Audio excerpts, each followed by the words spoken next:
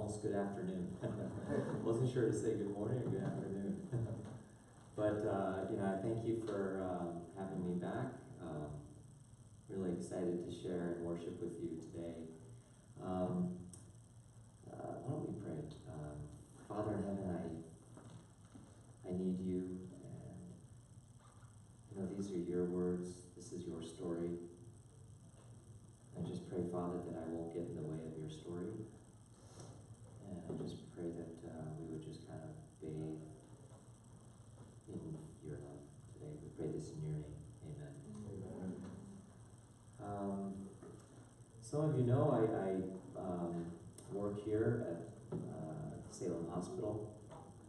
We lived here in Salem for about 10 years. About a year ago, we moved up north to Portland, where my brother lives, just to be close to my family. But I still commute, and I still work at the hospital here. I work in the emergency department as one of the physicians there. And I thought that I would share with you probably the most profound life lesson that I've learned over the past 24 years of working in the hospital. And just to kind of glean from that time period and what's really made an impact on my life. And I would say that all through these years, the one thing that I've learned, the most important lesson that I've learned, and what I've seen is that this world is full of pain. And I think that you could probably relate to that. Anyone who lives on this planet long enough knows that there is a lot of pain around us. And I would say that pain is probably the number one reason why people come and see me in the hospital. Physical pain, emotional pain, mental pain, spiritual pain. Pain is the number one reason that we are sought in the hospital. But pain can be good at times, right?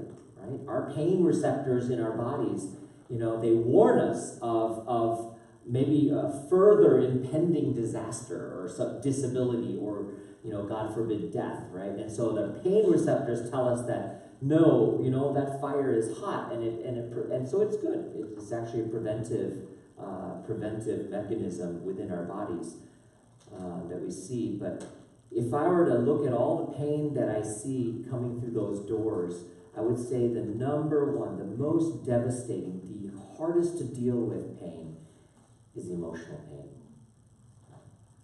The pain of feeling that you're alone, the pain that you just feel like nobody is there for you and that you're not cared for.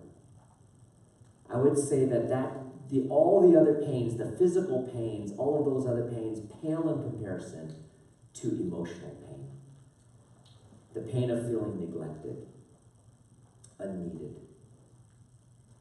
I recall one busy Sunday evening as I was working in Los Angeles, where I did my residency training at a county hospital in LA.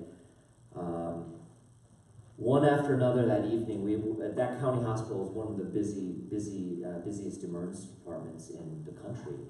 And as we were treating patients, heart attack victims and asthmatics or car accident patients and just everyone that walks through those doors, as we were caring for them, that night we saw 3 patients come in back to back to back, 3 gunshot wound patients. And when you're treating a gunshot wound patient, everyone kind of drops what they're doing staff-wise and to try to treat and save the life of that person.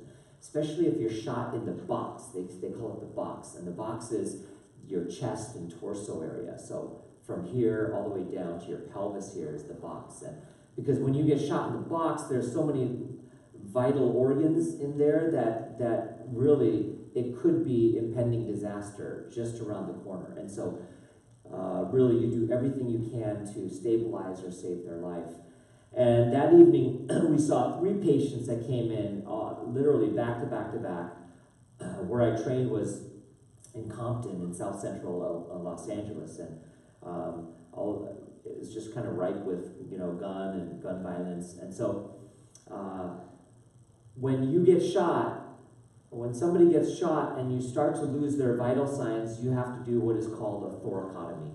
And a thoracotomy is when you have to crack the chest. They call it cracking the chest. And you take a scalpel and you make a big incision across their chest, over their heart area. And in one sweep, you go from here all the way to the back. And then you take these surgical scissors and you take them between the ribs where the muscles attach the ribs, and in one pass you cut the muscles.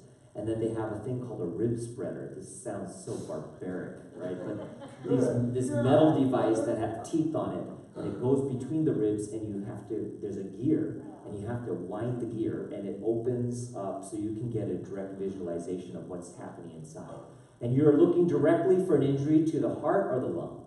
Because most of the time, if their vital signs are going down and they're really on the brink, usually there's a hole in the heart, or there's a hole in one of the major vessels of the lung, and you have to clamp it. You have to clamp that lung with a big clamp. Or if there's a hole in the heart, you put your finger in the hole, you sew it, you put something in there to block it, and you pour blood into them, and you try to save their life. Sometimes my hands are inside their chest cavity, massaging their heart to pump the blood through their body.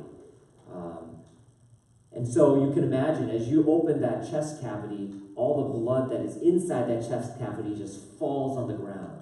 And that day, after 3 patients came in back to back to back, that trauma room was a sea of blood. I mean, it was just devastating. While we care for these types of patients, everyone else has to wait. And one of the people that were waiting during that time period was a 15-year-old boy. And as with chart in hand, as I walked up to his gurney was in the hallway because it was a busy day, and I sat down next to him and I started to uncover the story of why he was there. And he had been shot by a gun as well. But he had been shot in the leg, and so he was not as extreme as the other people, and that's why he had to wait 4 hours to be seen. And as I sat and talked to him about his story, it was sad. It was sad to hear about the circumstances of why he got shot. And he started to unfold the story of how he got into an argument with his father. And in a fit of rage, his father pulled out a gun and shot him in the leg. And I know that his leg was very painful. I know that gunshot wound was very painful. But as I was talking to him and looking into his eyes, I could see that the emotional pain was far greater than his physical pain. I could see that he could not believe that the one person in this world that was supposed to protect him and love him had actually shot him, his father. The emotional pain of not being loved, not being protected, not needed, like I said, is far greater than physical pain.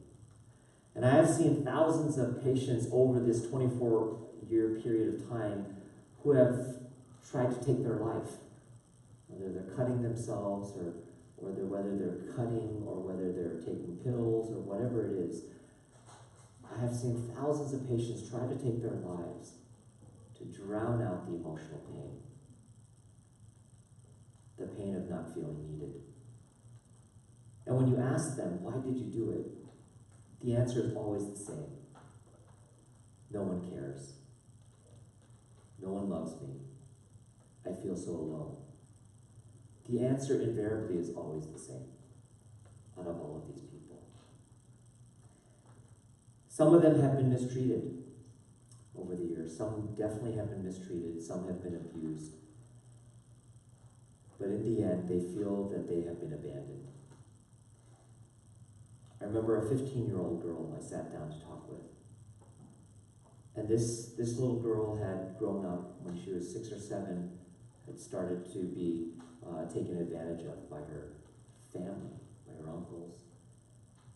And by the age of 10, her mother was not caring for her. Her mother was out at night with her boyfriends. And this 10-year-old girl was having to feed herself, clean for herself, and fend for herself, find food for herself. Her mother had divided the refrigerator in half and said, "This is my food, and your food needs to stay on this left side. Don't touch my food." And so with tears streaming down her face, this girl, this 15-year-old said, you know, I've been taking care of myself for 5 years. There's no one there for me. My mother won't even care for me. What is there to live for? And she looked at me, she challenged me. She says, what would you do? And in my mind, I thought, you know what? I see why. I see why you did this. To drown out and to take away that emotional pain, many people will cut and many people will do things because for a split second, for that small moment, that emotional pain goes away. But it comes roaring back even stronger. And so this vicious cycle just continues to grow and grow and grow. A number of years ago, my own cousin, who was in first year of law school here at Willamette University, hung himself and took his own life. Every one of us is touched by this pain, this raw pain that just swirls all around this world. Some of you in this room could be going through this same pain as we speak, enduring the pain of living on this planet.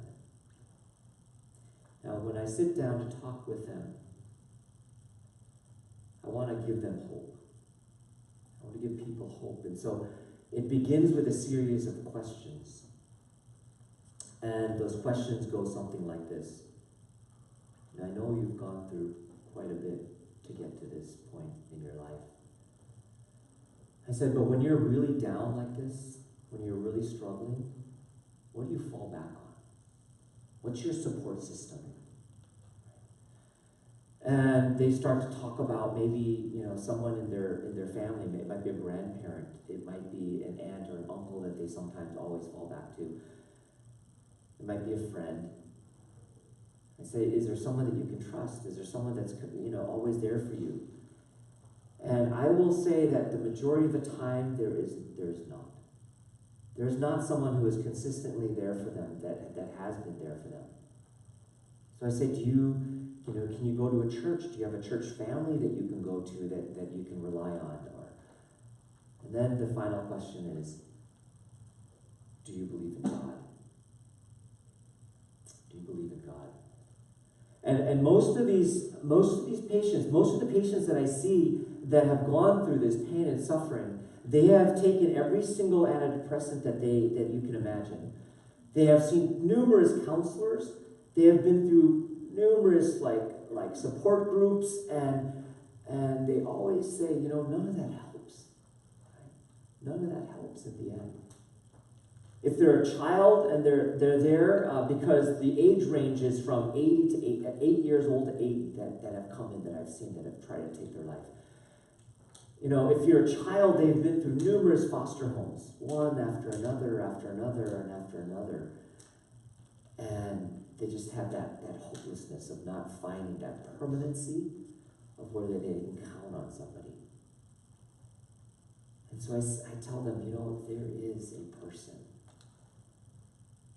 There is God who will never let you down.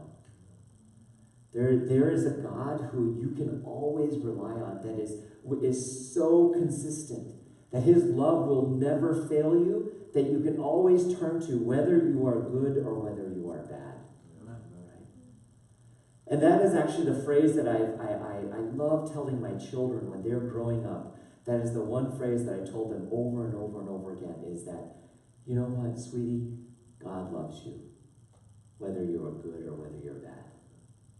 Because I want them to know as they get older that I know that they're going to face pain and suffering. I know that there's going to be a time where they're going to do something that they're going to feel very ashamed, and they're going to feel like God has abandoned them because of what they did. But I want them to realize that, you know what, there's nothing under this sun that you can do to keep you away from God's love. And that is the message of hope that I really try to bring to my patients that are really suffering through a lot of this pain that they are enduring. That God is the only constant in this world that they can rely on. The only thing that they can turn to. Now, remember I said that pain is probably the most, prevalent thing that I see in the emergency room. And for most diseases and most toxins and poisons out there, there is a thing called an antidote, a reversal agent. Right? For Tylenol, there's a reversal agent called NAC, N-acetylcysteine. For heavy metals, there's an antidote called BAL. There's antidotes for most poisons and toxins that are out there. And I believe that pain has one antidote. And the antidote to pain is another 4-letter word, and that antidote is love. It's love. Not a temporary love, not a partial love, but a complete love. Right? Not a love that has strings attached to it, right? It's not a love that expects something in return, but it's a complete, perfect, unwavering love. And I know of only one type of love like that in this universe, and that is the love of God. It's the love of God. And although I have seen much pain and suffering in the hospital, I have also seen this type of love, the love of God exemplified through his creatures, through his creation. Right? You and me, I've seen that love in glimpses in the hospital too. And our text for today is 1 John 4, 9 through 12. And 1 John is just, half of the book is just full of love, of calling us to love each other. And I love these verses in 1 John 4, 9 through 12, where it says, God showed how much he loved us by sending his one and only Son into the world so that we might have eternal life through him. And this is real love. Not that we loved God, but that he loved us and sent his Son as a sacrifice to take away our sins. Dear friends, since God loved us that much, we surely ought to love each other. No one has ever seen God, but if we love each other, God lives in us and his love is brought to full expression in us. We experience God's love through his creation, you and me. We are created in the image of God. One night, I was working at that same hospital in Los Angeles, and I worked the all-night shift that night. Actually, I'm working the all-night shift tonight, so it was much like that. And it was kind of toward the tail end of my shift, about 1 hour before I was to get off shift. It was about 5 a.m. in the morning.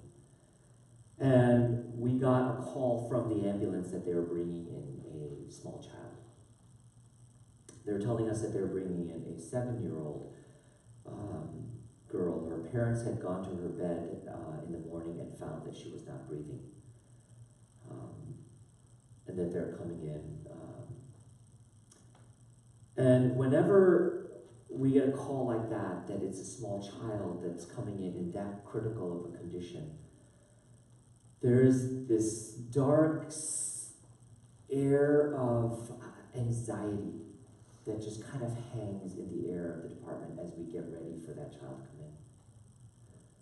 in. And everyone is scurrying and getting the equipment ready, and you can just feel this sense of, I don't know, almost like very worried anticipation, because I think deep down in the hearts of everyone that is working, they are thinking about their 7-year-old at home.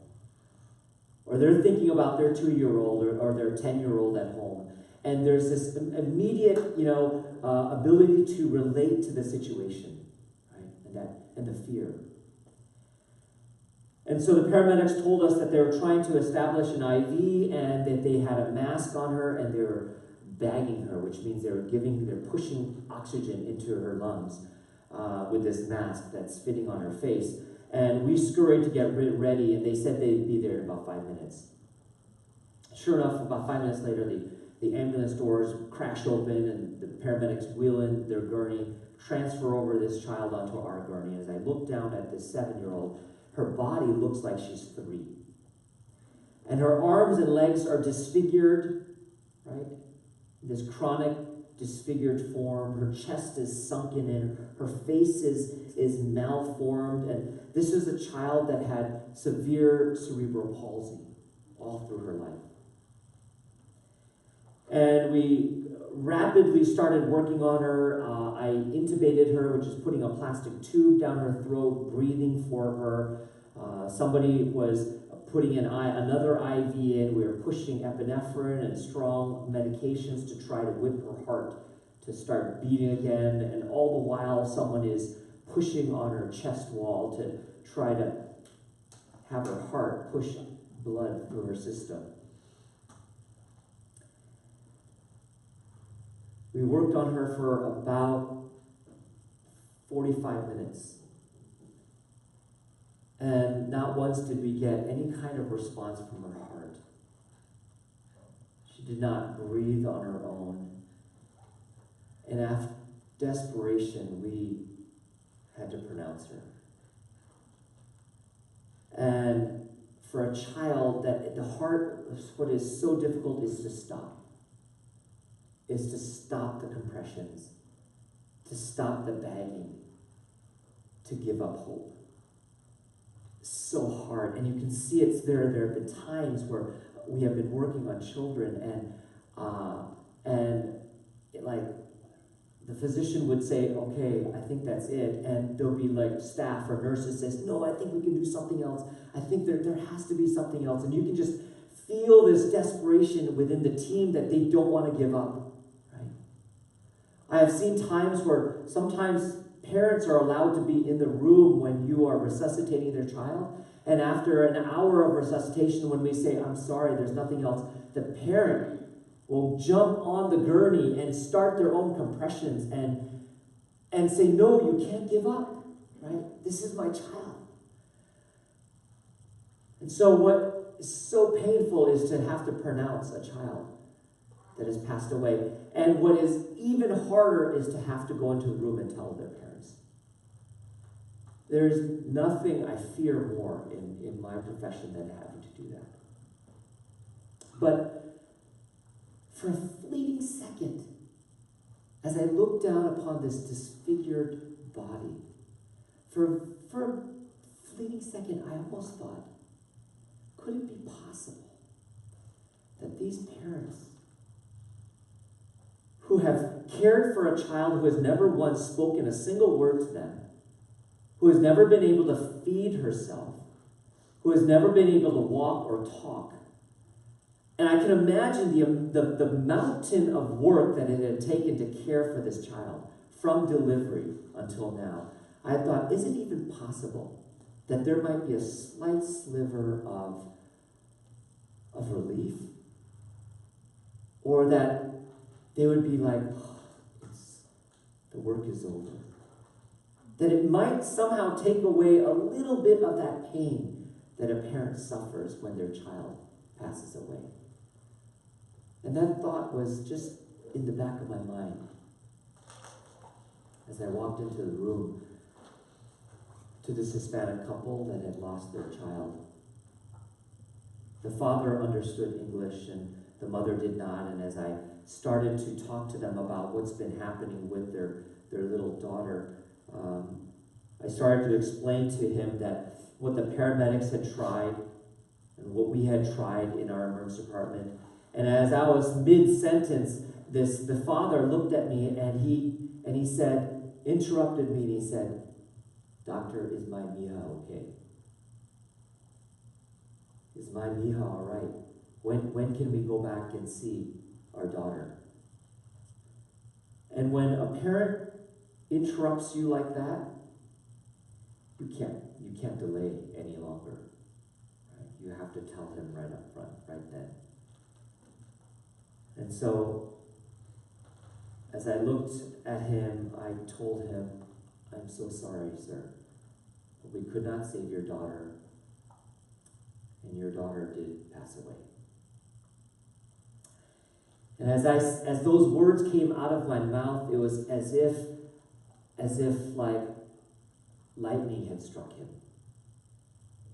And he sat there in complete disbelief, shocked that I had told him this, and just frozen.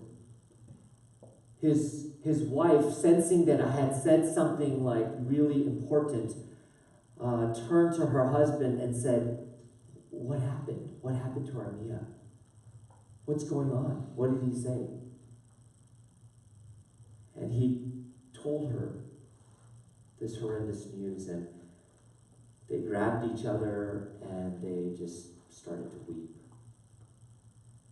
And I remember looking at his back as he's holding on to his wife, and his body was just heaving, right, as he's crying.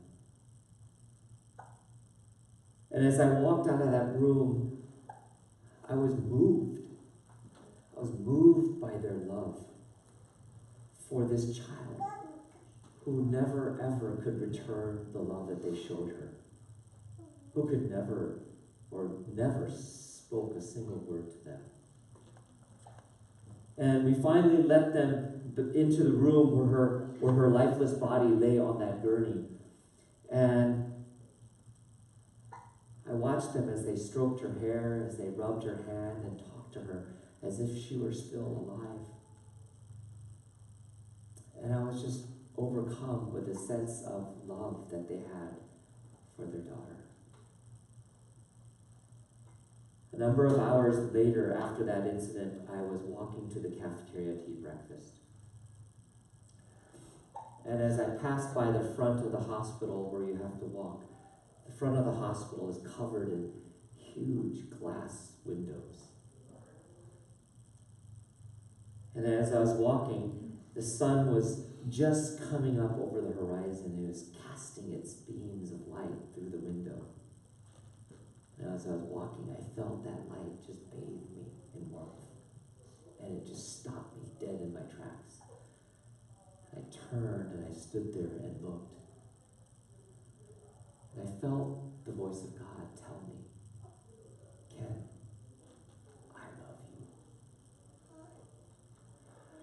I love you far more than those parents could ever love their child.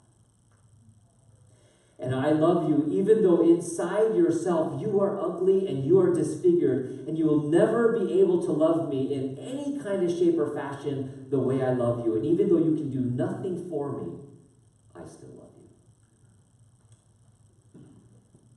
And that feeling, that experience has never left me, ever. That love of God, that hope. That is why I'm a Christian today, is because it is the only hope that I see for a world that's filled with pain. It is the only answer. It is the only antidote. And antidotes, medicines, vaccinations, antibiotics, that medicine is always put together with a carrier. And some sort of an inert carrier, some sort of a powder that has no effect on your body, but it needs a carrier to take that antidote and to take that medicine and deliver it to the person that needs it. And I believe the antidote of love requires a carrier. It requires hands and feet to deliver that love to this world. And we, you and I, we are the hands and feet. We're the carrier of this antidote, of hope, of love to this world. Because that antidote, that love cannot get up and just go to these people that need it. We are needed. That's why we're here. Every year in Washington, D.C., political and religious leaders in America gathered together for the National Prayer Breakfast. And in 1994, President Clinton, First Lady Hillary Clinton, and the Vice President Al Gore were all there present, sitting at the distinguished head table, waiting for the guest speaker for that day, the little nun, Sister Mother Teresa from Calcutta. And she got up to speak that day, and she said these words, and I quote, "One evening we went out and picked up 4 people from the street. And one of them was in the most terrible condition. And I told the sisters, you take care of the other 3, and I will take care of the one who looks worse. And so I did for her all that my love can do, and I put her in bed. And there was a beautiful smile on her face, and she took my hand, and she said one thing only, thank you. And then she died. And then there was a man we picked up from a drain, half eaten by worms. And after we had brought him to the home, he only said, I have lived like an animal in the street, but I am going to die as an angel, loved and cared for. And then after we had removed all the worms from his body, all he said with a big smile was, Sister, I am going home to God. And he died. It was so wonderful to see the greatness of that man who could speak like that without blaming anybody, without comparing anything. And like an angel, this is the greatness of people who are spiritually rich, even when they are materially poor. And so I am here talking with you, and I want you to find the poor here, right in your own home first, and begin love there. Bear the good news to your own people first, and find out about your next door neighbors. Do you know who they are? You know, my friends, we don't have to be in India to find pain and suffering. You don't have to be working in the hospital or in the emergency department to find pain and suffering. You don't have to be overseas to deliver the antidote of love to the pain and suffering of this world. Every one of us is the carrier of that antidote. Our hands and our feet are the carrier of love, the perfect love of God. That is the only hope for this world.